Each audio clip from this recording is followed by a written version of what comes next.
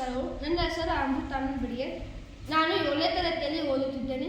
ನಾನು ಮಾಡುತ್ತಿರುವ ಪ್ರಯೋಗದ ಹೆಸರು ಶ್ರಿಂಕ್ ಆ್ಯಂಡ್ ಸಿಂಕ್. ಸಾಂದ್ರತೆ ತೂಕ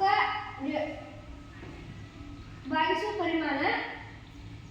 ಇದನ್ನು ಮಾಡಲು ತಗೊಂಡಿರುವ ವಸ್ತುಗಳು ಬಾಟಲ್, ವಾಟರ್, ಬಲೂನ್, ಮ್ಯಾಗ್ನೆಟ್.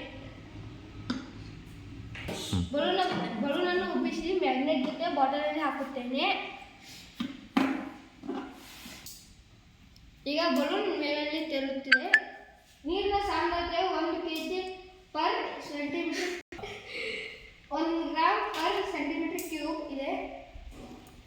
ಇಲ್ಲಿ ನೋಡಿ, ಬಲೂನ್ ಮತ್ತು ಮ್ಯಾಗ್ನೆಟ್ ನೀರಿನಲ್ಲಿ ತೇಲುತ್ತಿದೆ.